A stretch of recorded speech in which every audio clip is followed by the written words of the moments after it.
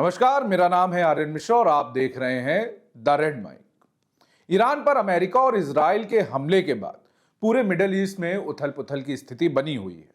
इस हमले के जवाब में ईरान ने भी जवाबी कार्रवाई करते हुए उन गल्फ देशों पर हमला किया जहां अमेरिकी सैन्य बेस हैं। दुबई, कतर और अबू धाबी समेत कई देशों में ईरान के हमले देखे गए, जिससे वहां रह रहे भारतीयों की सुरक्षा की चिंता काफी ज्यादा बढ़ गई है। इन हवाई हमलों के कारण एयर स्पेस बंद कर दिया गया है और हजारों शेड्यूल्ड फ्लाइट्स कैंसिल हो गई, जिसके चलते बड़ी संख्या में भारतीय वहां फंस चुके हैं। फंसने वालों में ओलंपिक चैंपियन पीवी सिंधु का भी नाम शामिल है। हालांकि अब वो भारत पहुंच चुकी हैं और आज यानी 3 मार्च से कुछ चुनिंदा फ्लाइट ऑपरेशन दोबारा शुरू हुए हैं। ये एक तरह का इवैक्यूएशन प्लान है जिसके तहत वहां फंसे भारतीयों को वापस हिंदुस्तान लाना शुरू कर दिया गया है। अलग अलग एयरलाइंस ने अबू धाबी, सऊदी अरब और यूएई में फंसे भारतीयों के लिए विशेष उड़ानें शुरू की हैं।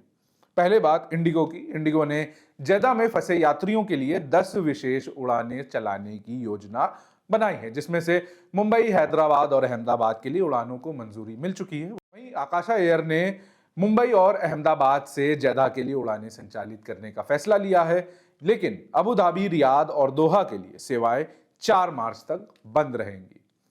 इधर स्पाइस जेट ने यूएई में फंसे भारतीयों के लिए फुजैरा से दिल्ली, मुंबई और कोची के लिए विशेष फ्लाइट्स की योजना बनाई है।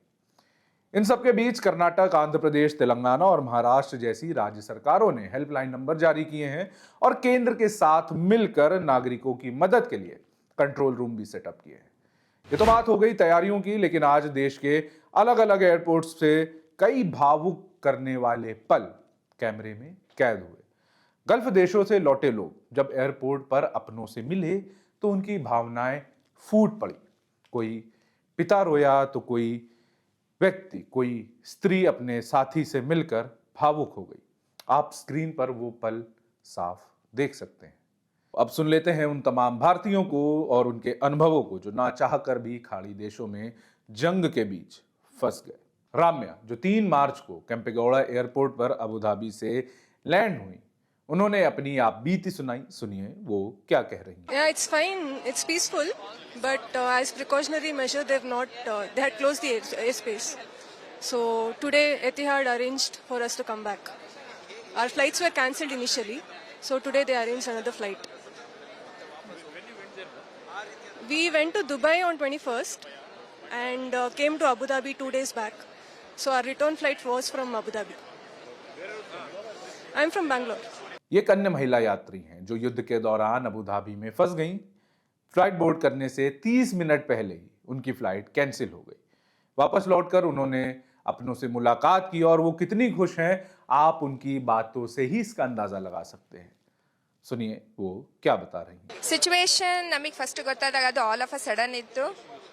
It was all of a sudden, and then I was about to onboard the flight. In last 30 minutes, we got a message. We got emergency alert saying it's a missile threat.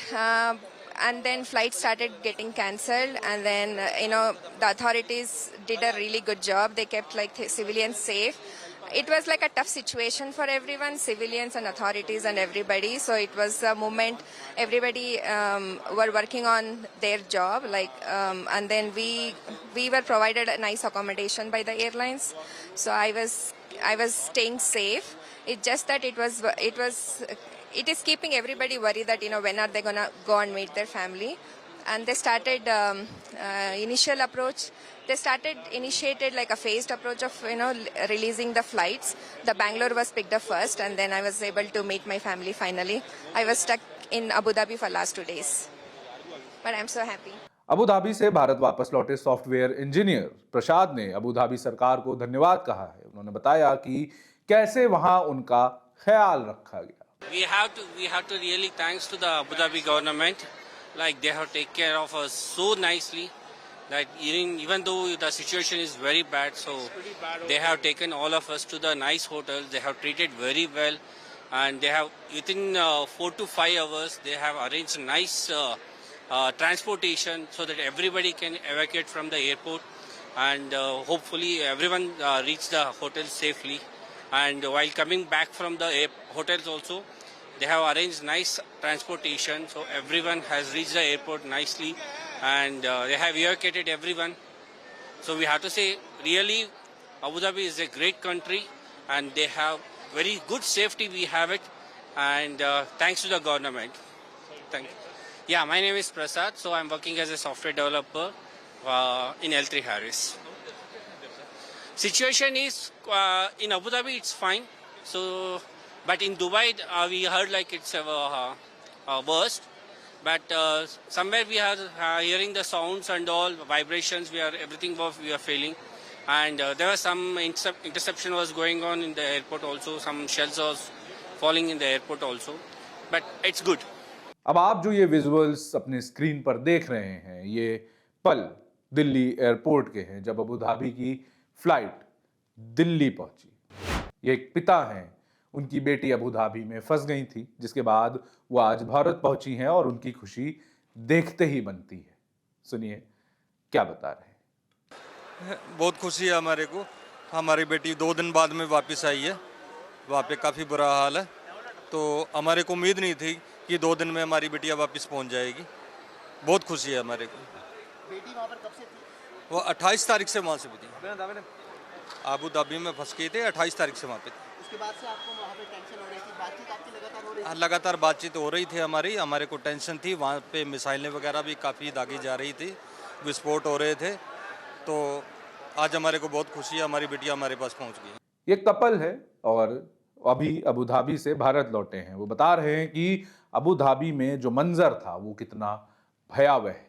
वहाँ पे situation थोड़ी सी horrific है, मतलब थी 2 दिन पहले। अब now it was much smoother and there was like drone attacks and I could see the like drone actually attacking and the missiles intercepting like 2 days ago from my hotel lobby. Yeah. How long were you stuck there? We were stuck for 2 days. तो आपने सुना उन तमाम लोगों को जो खाड़ी देशों से सुरक्षित भारत लौटे हैं। लेकिन सरकारी मदद पर निर्भर लोगों के अलावा एक तबका ऐसा भी है जिनके पास अकूत पैसा है। हमलों के बीच उनका भी पलायन तेज हो गया। वो जंग से बचकर भारत आने के लिए करीब 3.5 करोड़ रुपए देकर प्राइवेट जेट्स ले रहे हैं और भारत पहुंच रहे हैं। रिपोर्ट्स बताती हैं कि दुबई, अबू धाबी, कतर और बहरीन से लोग 10 से 15 घंटे की ड्राइव कर सऊदी अरब के शहर रियाद पहुंच रहे हैं, क्योंकि रियाद में स्थित है किंग खालिद इंटरनेशनल एयरपोर्ट और ये समय एक मेन एग्जिट पॉइंट बन चुका है। यहीं पहुंचकर ये जो अमीर लोग हैं, अमीर तबके के लोग हैं, ये करोड़ों रुपए खर्च कर प्राइवेट जेट्स ले रहे हैं और भारत पहुंच रहे हैं। अब चलते चलते खाड़ी देशों में फंसे लोगों के लिए एक जरूरी सलाह, हवाई अड्डों के लिए निकलने से पहले अपनी एयरलाइन से संपर्क करें और फ्लाइट स्टेटस जरूर चेक करें, क्योंकि सुरक्षा कारणों के चलते उड़ानें कभी भी रद्द या बदली जा सकती हैं। भारत में रह रहे उनके रिश्तेदार और दोस्त भी उन्हें यह जानकारी दे सकते हैं। मामले से जुड़े अपडेट्स हम आप तक लाते रहेंगे। देखते रहिए द रेड माइक।